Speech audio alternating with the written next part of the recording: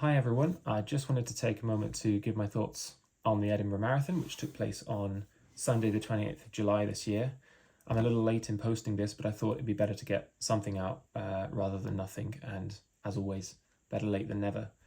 So it was my first marathon in a chair anyway. I've run one before a long time ago, several years ago, did the Liverpool Rock and Roll Marathon, which was a lot of fun and a lot of pain. But this was my first marathon in a chair. And I went with my friend Joanna, who's also a wheelchair racer, although she's a bit more experienced than me. So that was nice to have a bit of familiar company. Overall, it was a good event and I really did enjoy it.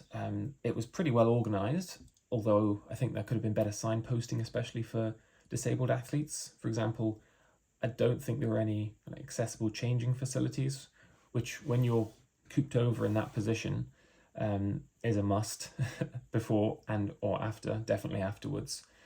And there were people who were kind of taking the mick with the accessible loos and just using that instead of the normal loos because there were queues.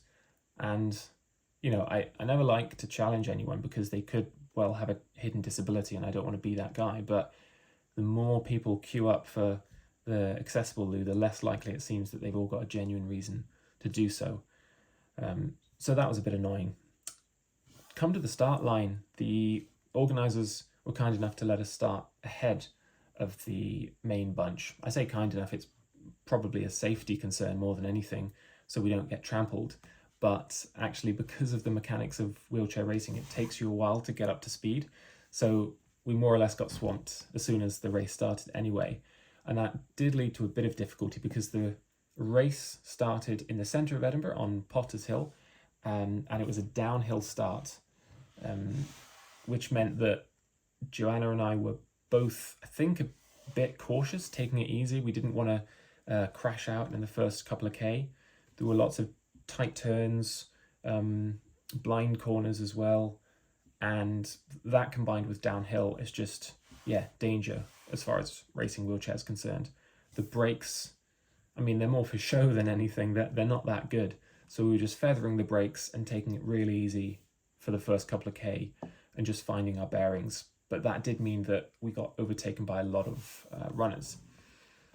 When we got out onto the road going east towards North Berwick, it was fine. I found my own, picked up some speed, started dropping the able-bodied runners. And I think after about 10K, I left the last one behind, and more or less from there, it was solo pushing until the finish, which was a surprise. Around about 30K, there was a gravel section, which I did not know about, and that probably more reflects my poor planning and knowledge of the course than anything, because I think that features that's featured before and will probably continue to feature. But from a chair point of view, it is so not what you want. I mean, I was thinking the whole time, I really hope I don't puncture. If I puncture, I'm screwed, because I was using tubular tyres, and you can't fix them easily at the side of the road. I didn't puncture, thankfully, but I could have very easily. So that was very dodgy. Almost fell out a couple of times as well, just because of how bumpy it was. And the gravel course finishes slightly downhill, so I was pushing the brake on but just skidding out. So yeah, a little bit hairy that was. Back onto the main road for the last 15K or so, plain sailing again, nice smooth tarmac, slight undulation but nothing really uphill, and came into the finish on my own, which was really nice. Again, unexpected. I think they got a bit confused though, because everyone thought I'd done the half marathon, and I was like, no, it was the marathon. And this was a bit disappointing actually, because afterwards they posted, fastest man, fastest woman, fastest child, but there was nothing about the wheelchair category, and no photos anyway. And we had to slightly badger the organisers to get our official times and photos as well. So not great in terms of representation for disabled athletes, but I mean, that's part of why I make this video, for whoever watches it, to encourage people to do this, to do the Edinburgh Marathon as a wheelchair user, or indeed any other marathon as a wheelchair user. It's a great experience. I'm glad I did it, and I will definitely be doing more because it was good fun. And I think this might sound strange, but it wasn't as hard as I thought it would be.